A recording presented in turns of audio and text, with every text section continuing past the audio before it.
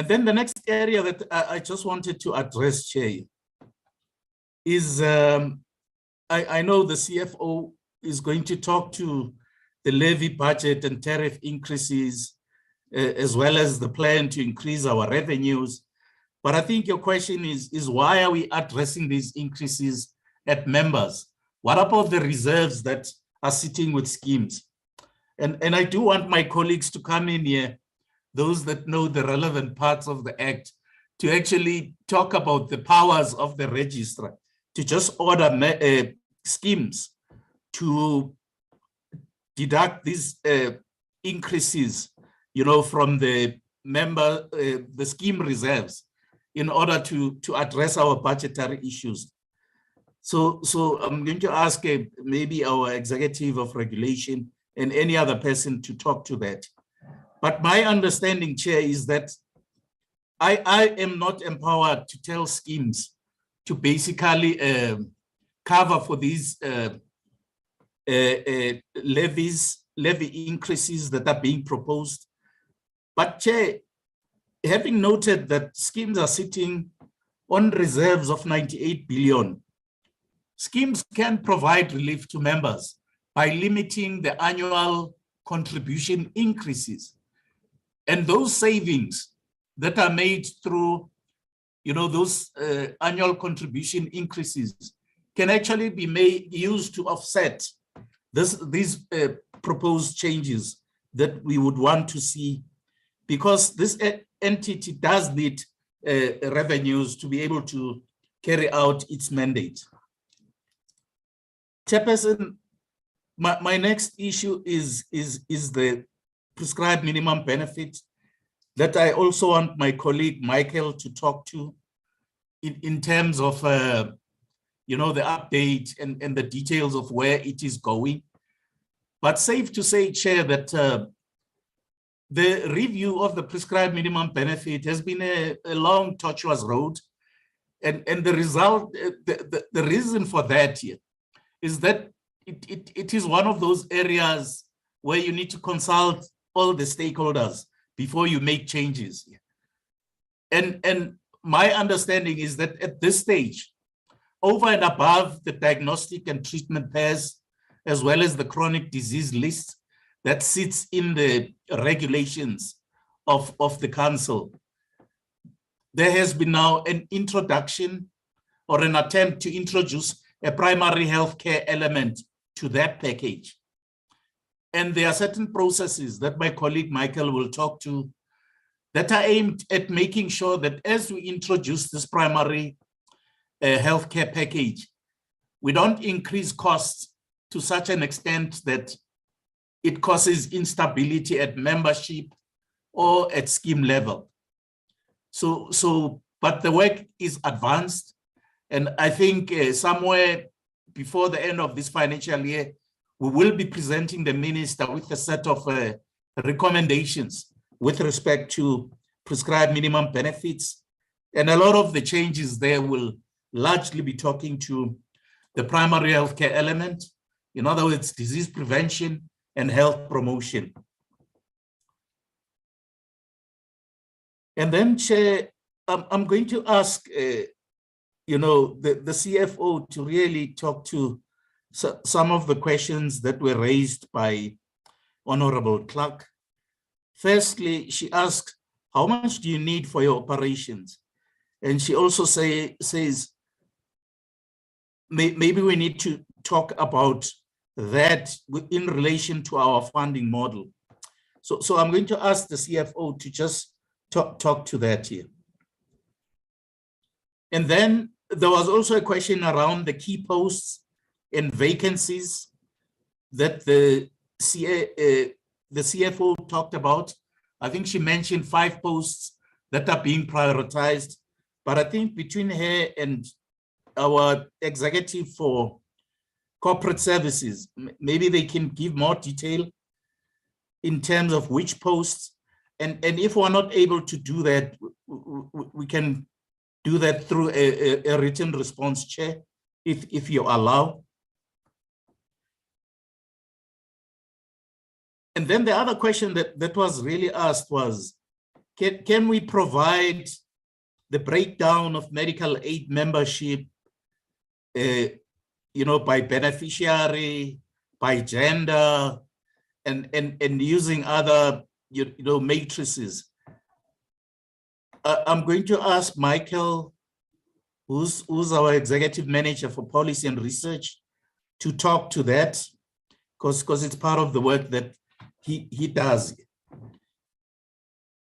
Chair, there have been questions around the LCBO update and how it really links to the NHI. Can I start with the part that talks about the link between the LCBO and the NHI? And state, Chair, that there's actually no direct link here. And we have never said, and I know there's an accusation out there that says that we are suppressing a request by schemes to provide a low-cost option. And we are also threatening the existing primary insurance products because there's a moratorium, firstly, between ourselves and the National Department of Health. And secondly, that we're delaying all of these processes because we are waiting for the NHI to be implemented. Let me just outright say that there is no such a moratorium. In fact, schemes have been encouraged to apply to the CMS for any kind of exemption. And when they have asked us, can we present an option aimed at low-income earners? We've processed each application and dealt with it on its own merits. And under Section 8H, through which most of these applications have come for exemption, you need to demonstrate extraordinary circumstances why such a request would be approved. And a lot of the schemes have not been able to do that. But secondly, there's also no threat of saying, well, withholding the introduction of the LCBO because we want the NHI to be implemented. There's been no directive to the CMS by anyone to say, please don't allow these things.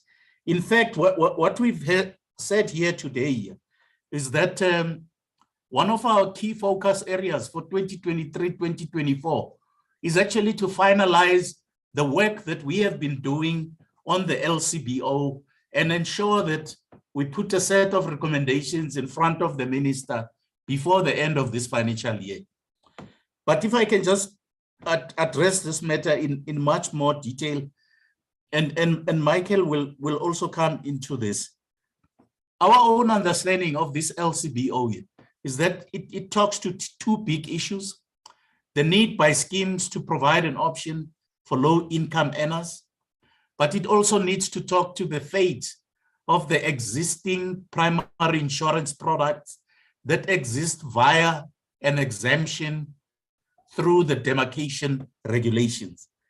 So that's what makes this work complicated, is that you're not answering just one question. Secondly, we've started a long process of engaging key stakeholders on this matter. And this predates, COVID. Around 2019, we had discussion documents that were circulated. We had an analysis report that was issued. We issued two circulars, 80 and 82, which made a lot of people unhappy. But since then, we've established advisory committees that consist of insurers, medical scheme funders, as well as policyholders and service providers. And Michael will give you the detail of what is happening. But from where we sit here is that we're at the tail end of a process which we thought would end somewhere in March this year. But because of the volume and complexity, we've now extended it to end of May, beginning of June, where we're going to take all the inputs that are coming from the industry, analyze them, and be able to produce a report for the minister. Now, we would not be doing that if we wanted to stop this train so that the NHI is implemented fast here. Yeah, so I think Michael will add, but coming back to the link between the NHI and the LCBO, we are just saying when the minister is considering the LCBO, whether he wants to introduce it or not, because he's the custodian of the policies of health reform in the country, he's going to also look at it from the lens of the NHI. And I think part of the questions that will probably go through his mind is, when we implement this LCBO, is it going to accelerate, enable, or create problems for the implementation of the NHI? There's also mention of tax credits and subsidies in the discussion around the LCBO. He's going to have to go into that and determine whether, these tax credits and subsidy proposals are going to enable or retard the implementation of the NHI. But it's really not for the CMS here to be providing answers to these big policy issues that really do not belong to us, because our mandate is really to regulate and not formulate a policy.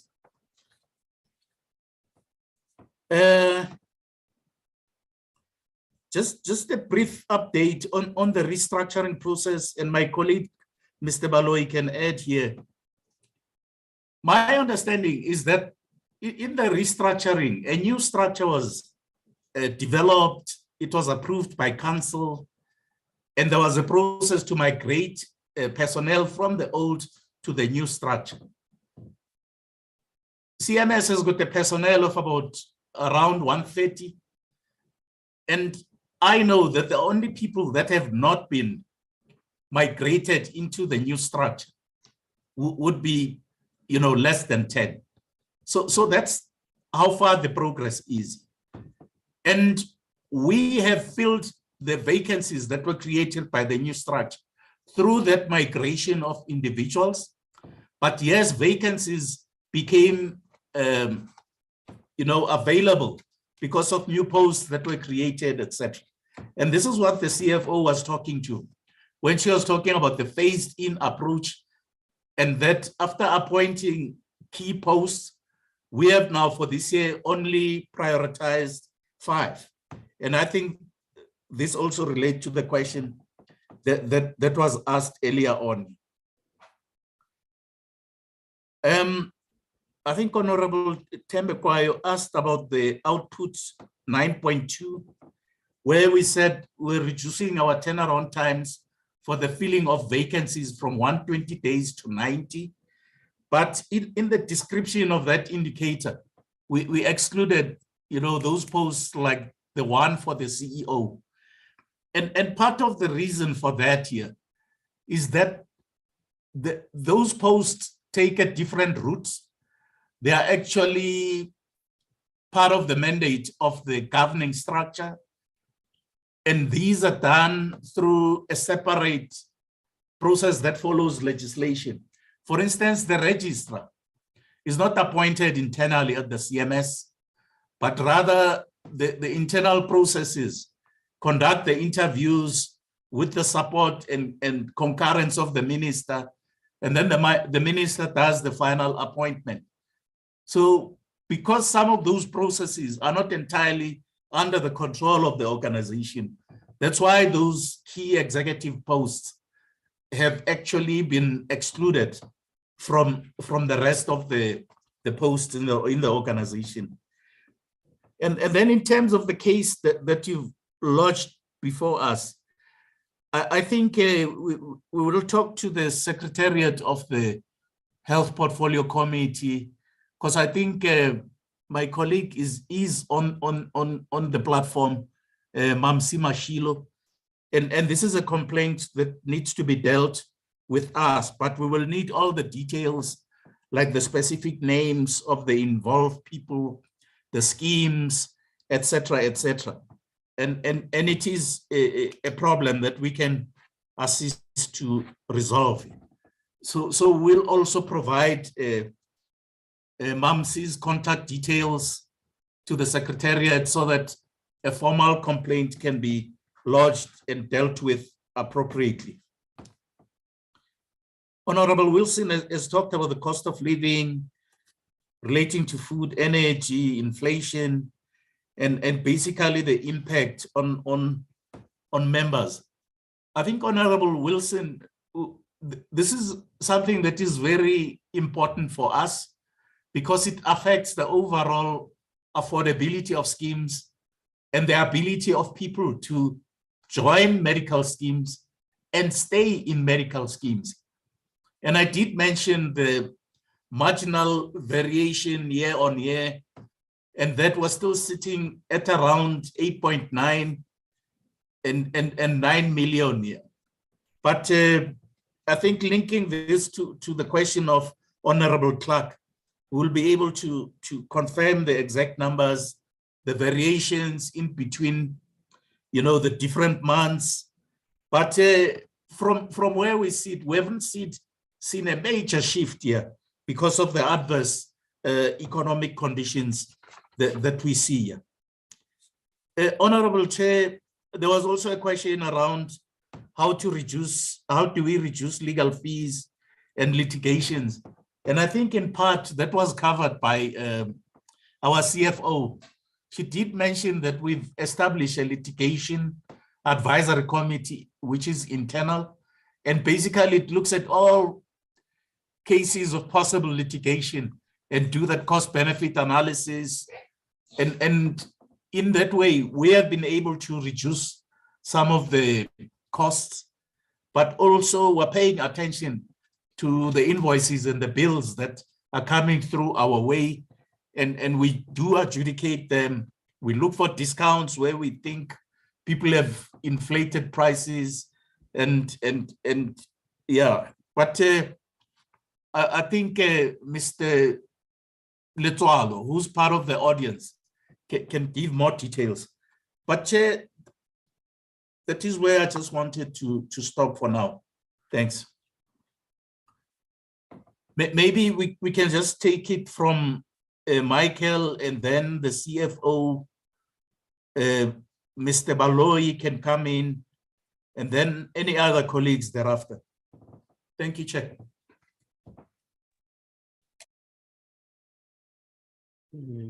Yeah, good afternoon, honorable members of Parliament.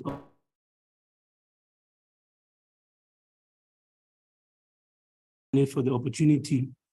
I think we've covered a lot of ground, Dr. K, in terms of most of the issues. But the first one, which is an easy one that I will start with, is just the demographics of medical.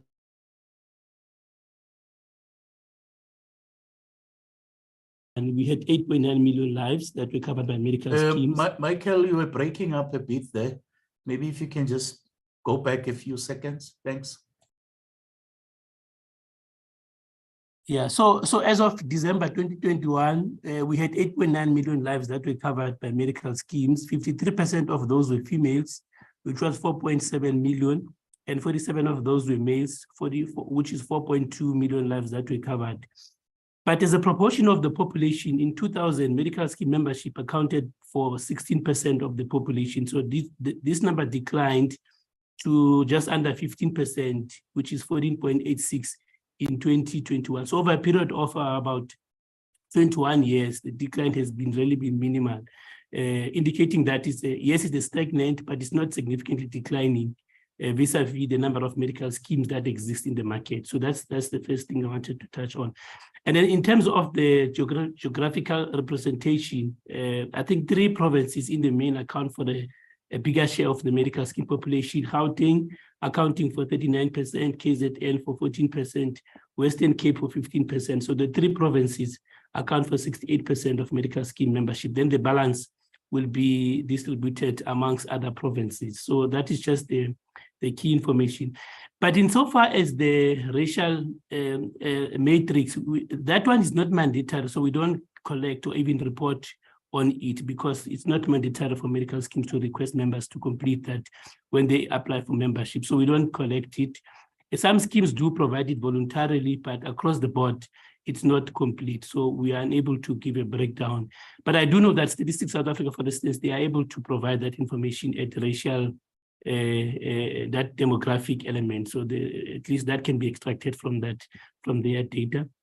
And then the other question was around what is the impact of the economic pressures as well as the level of employment on medical scheme population. Like Dr. Kabane indicated, I mean, obviously the impact varies by medical scheme. There are some medical schemes that have lost membership, and then there are medical schemes that have gained, continue to gain membership. And a lot of this you see in closed schemes. Closed schemes are those schemes that are employer-based. Those ones are able to maintain membership. There's a few there that have gained membership despite these economic pressures. But some of the open schemes are indeed reporting losses in terms of membership. But across the board, at industry level, we are not seeing a decline. We're seeing an average increase of about 0.5% in the main. So it's an increasing membership. In fact, when you look at the Q3 reports for 2022, which is the latest unaudited information, for the first time, medical scheme membership have surpassed the 9 million lives. So it's just over 9 million lives. Yeah, so the impact, it varies across the 72 medical schemes. But in the main, medical schemes have maintained membership. Then the other update I want to give, it's on the PMBs as well as the LCBO. Like Dr. Kabane indicated, with LCBO, we have made, I think, significant progress, really. The process is almost at advanced stages. We have engaged the public, the stakeholders published a document for public comment. I think the only delay that we received was that when we published the document in September last year and had a deadline of November, a number of stakeholders approached us and requested that we give them an extension because they want to engage with their constituencies and get more information. So because of that extension, then I think it created a little bit of a delay. But however, we're still on track because we have considered the elements of the benefit design. I think the only last 2 points, areas that we want to polish and finalize is the policy impact analysis as well as the technical analysis. From the benefit design point of view, at least, we have received quite a significant input, even internally have considered that that input. But the other area we also want to make sure that we conclude on and then we do thorough analysis is some of the issues around the legal framework, which in the main is talking about the enabling clauses as well as the regulatory regime, because that's very important, so that if there are any specific changes that needs to be employed when you bring these products on board, then at least we have that information presented to the minister. Then lastly, on the LCBO, there's a number of options that I've identified through the analysis. We want to present all those options to the minister, together with their pros and cons, and maybe make our recommendations. So that process certainly coming to a close before end of May and early in June, should be able to conclude all these processes on our side and make the submission ready for consideration by the minister. And then also just briefly on the PMB similarly there, I think the process is currently at costing. There's about 10 services that have been identified, and then most of them are about what is happening in the public sector, and then what is happening within the NDOH insofar as the primary healthcare benefit is concerned. So those have been identified. These include the preventative services, the maternal and neonatal services, childcare services, mental health services. So out of the 10, what we wanted to do is to do a phasing approach. Maybe this year, end of this financial year, conclude the work on the preventative services. These are screenings services for pap smears and as well as for a mammogram. So that is really the focus, because we believe this will make a significant impact. And then also they are aligned to addressing the downstream cost, and then also aligned to addressing the issues around the leading causes of death, the burden of diseases, SDGs, as well as some of the national health priority areas. So that is where we are going. So we have costed, there's a draft report on the costing of the 10 services. However, triangulating that with the other sources of data so that at least we come as close as possible to the actual cost. So that will be done at least this year. And then the other output we want to deliver is the affordability, because what we want to ensure is that when we introduce the primary healthcare service component to the PMBs, it doesn't become a burden financially for medical schemes so that it's unaffordable. So the affordability framework will greatly assist to ensure that when it's introduced on a phasing approach from the affordability point of view, that has been taken care of. So like Dr. K is indicating, we will have a report on especially on the preventative element of it that will present so that at least it's clear what it will cost, and then maybe make a proposal insofar as the sequencing is concerned. So Dr. K, those are the areas that I wanted to also add on. Thank you. Thank you, Michael. CFO? Okay, thanks, Dr. Kabane, honorable members. Just 2 or 3 questions from my side. The first question talks about the reduction in the levy, reduction in the legal fees. Dr. Kabane has spoken to what we are currently doing to reduce the legal fees. I thought it would be quite important for me to share with the honorable members that over the years, our legal fees has been on a significant decline. For example, in the 2021 financial year, that closed 31st March 2021, our legal fees were sitting at 26 million, which was quite significant. Then the following year, which was 2022, they dropped down to 9 million. And now 2023, the year we just closed like two weeks back, preliminary figures show that our legal fees are sitting at 5 million. So over the years, there's been quite a significant decline when it comes to our legal fees. Dr. Kabane has spoken to what we have been doing internally, trying to manage those costs when it comes to legal fees. There was a question about the 5 positions that we budgeted for this year that we've prioritized. Those positions, 4 of them sit within the regulation and member protection unit, with 1 that sits within the secretariat's unit. So specifically those positions are the administrator in the secretariat's office, that's in program 1. And the next position is the senior accreditation manager in MCO. The other one is the administrator in the benefit management unit. Another position is the senior clinical analyst, and then the last one in member protection is the CPD practitioner. Those are the 5 positions that have been prioritized for this new financial year, 4 in core, 1 in secretariat's office. And the last question comes from Honorable Clark, where the question talked to how much do we need to fund CMS's operation. Honorable Clark, that's precisely the reason that we are embarking on this funding model project. We've had engagement with health, and we've received support from health to go into this project. We'll be working hand in hand together with health. We want to understand how much we've done our own informal analysis, but we want to have an independent party for credibility of this project to come in and say, this is the cost of doing business for CMS. For CMS to operate optimally, this is how much CMS would need. And these are the possible funding models that CMS can use to be able to put together at these funds. We understand that even the report itself might come back to say these are certain inefficiencies within CMS that maybe CMS would need to sort out as well. So we understand that there are those things. So it would be good just to have a credible person to come in, look into CMS, what we're doing good, what we're not doing good, what's the cost of doing business for CMS, and how do we go about funding CMS if need be moving forward. So that's the project that we are embarking on. We've done our own informal, it was a year or 2 ago before we decided to go into this project, our own informal calculations in terms of how much we would require to fund our operations. And at that point, it pushed, assuming that we only depending on levies, it pushed levies to above 50 rand per principal members. That was at that time. So now if we get someone independent to come in, we'll have various strategies that we will propose depending on the outcome of that report. I think those were the only questions. Thank you very much. Over to you, Mr. Baloyi. Thank you, and good afternoon, members of the Portfolio Committee and Chairperson.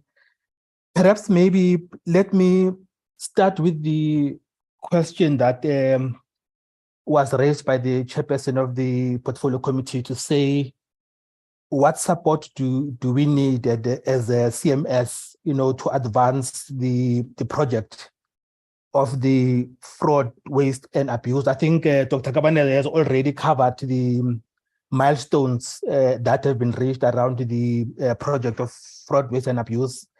At the moment, we are at a stage where we are focusing on the establishment of the tribunal.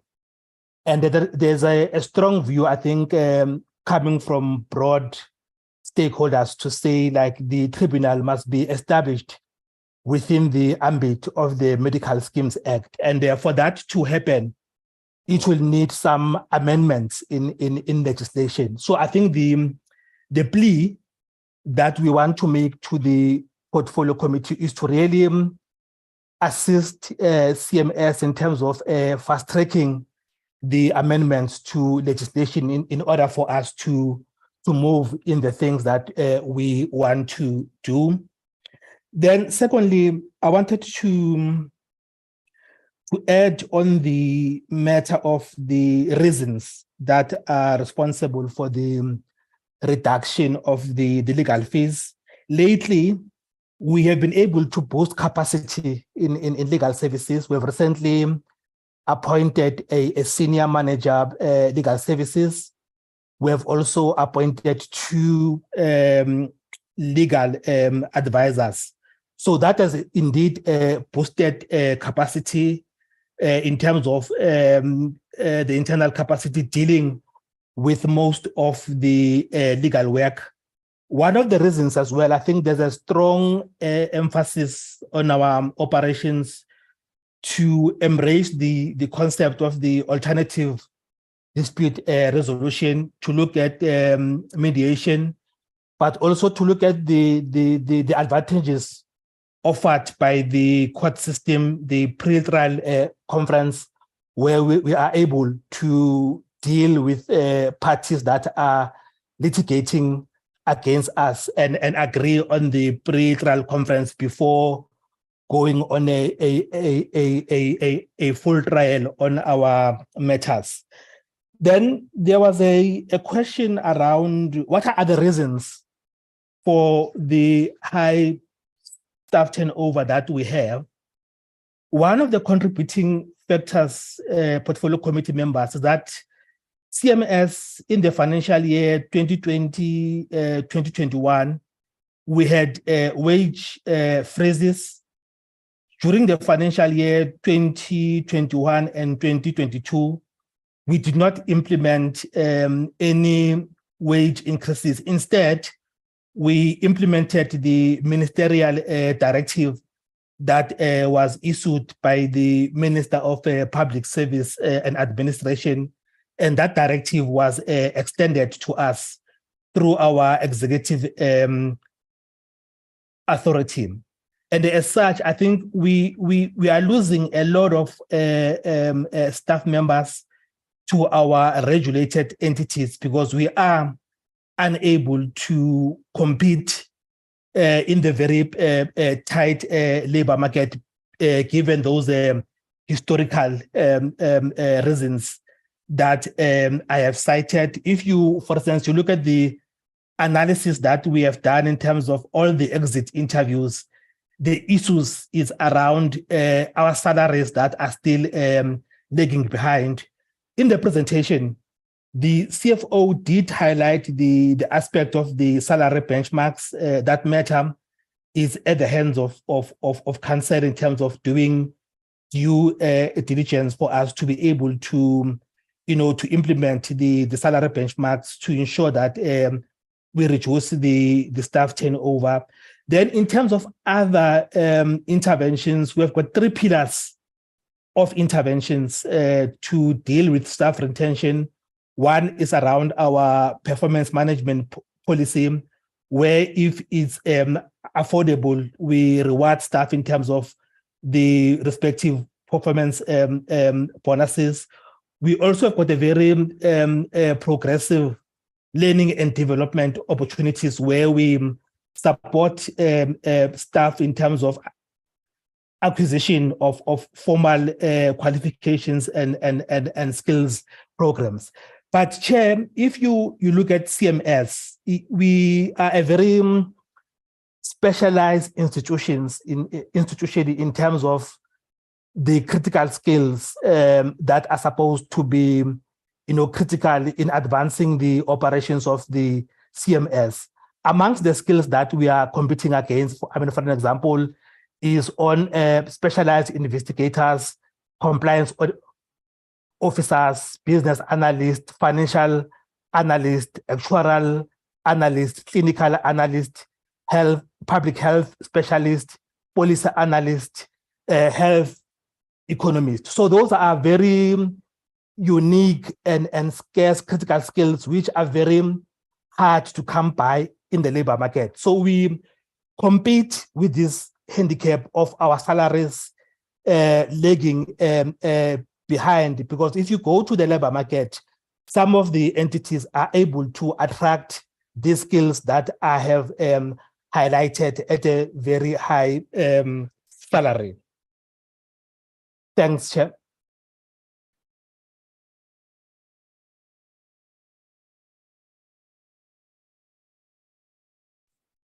Right, thank you, Chair. I think my team has been able to cover all the issues that have been raised. And through the chat line, we've also been able to provide the contact details, including the cell phone, for the complaint that Dr. Tembe Kwaye was presenting to us. But thank you, Chair. Thank you very much. I see Dr. Tembe Kwaye was to ask a question. She also asked in the chat. She asked for the cell phone number. You provided the cell phone number. So thank you very much for that. I think in terms of a bit of a summary that I think of follow-up matters we need to do is your section 59 investigation report. You said the minister will receive that soon, and also us as the portfolio committee. Please, there are gonna be a couple of things you need to send to us. So that's the first one. The second one is your set of recommendations to the minister in terms of the PMVs. And what I'm especially looking forward to is the part on the primary healthcare in terms of disease prevention and promotion. I think there needs to be much more emphasis on that at the moment and also going forward into the future. That's the second one. Third one is to, as you had promised, to share with us all the documentation which is signed by the key stakeholders in terms of the fraud, waste, and abuse. The last one from me is a suggestion I want to make. And I think what we should do as a portfolio committee is write to the medical aids and ask them why they, or rather request an engagement with them in conjunction with yourselves, Dr. Kabane, on this point of limiting the annual contribution increases of members. And yeah, when we started in 2019 as members in the National Assembly, the reserves were at 60 billion rand. I remember that very well because I was quite shocked.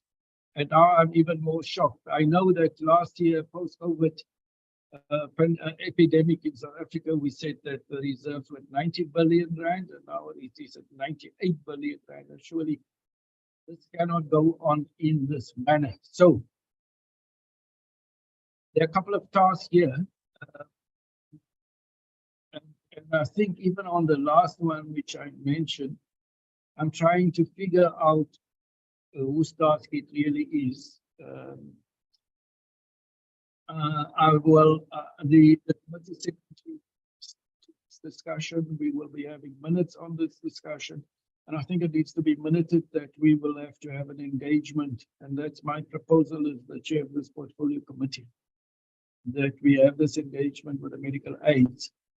And we will be in discussion with you, Dr. Kabane.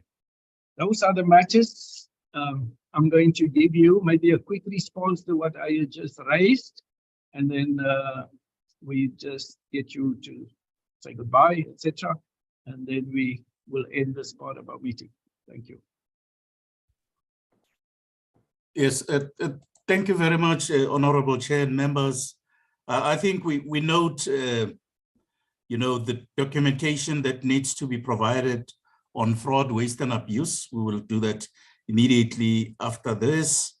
And then when we have these recommendations on the PMBs, we will also copy yourselves, as well as, you know, the Section 59 update and report, as and when it becomes available.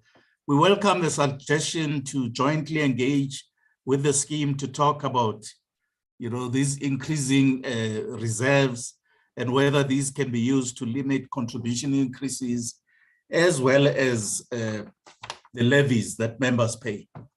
So Chair would be happy to be part of that conversation. But thank you very much to all the members. Just add for the minutes and the levies to be paid, yes.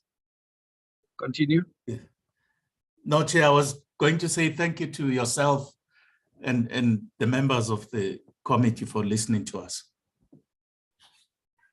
Okay, thank you very much. Honorable Xaba, we have actually ended our meeting. I see you are raising your hand right at the end. Yeah, Chair, just before the stop off, Chair, so that we clear the air and give public clarity. Is there, maybe if the CEO or the head will account, is there any discrimination realized by the institution so that we clear the air? Thank you. Chair, there's no racial discrimination or discrimination on any grounds that is permitted to operate at the CMS here. I think all of us are clear that we're in the new era and respect all the cultures, races, the genders, and that's reflected in our policies. Thank you very much, Chair. Thank you very much. Honorable members, thank you, Dr. Xaba and the entire team for the sterling work which you're doing. Thank you, Chair. Who are speaking? Dr. Xaba? Right, thank you very much, Chair. All right, so thank you very much. Honorable members, what we will be doing now is continue with the meeting of today. The meeting would continue at 1700 hours. It is because I had allowed the SAHPRA to come and do their presentation a bit later, because this chair of the board has to do another presentation, I think it's with the World Health Organization, at exactly the same time, and it is only fair that she should be part of the meeting. And so that meeting will then unfortunately still take place at 1700 hours today. Please be reminded, it is a continuation of the day's meeting. Secondly, do not switch off your devices. Make sure that they are charged, considering load shedding. And also, please don't exit the meeting. We will then continue. Thank you very much. Enjoy your lunch, honorable members and everyone else.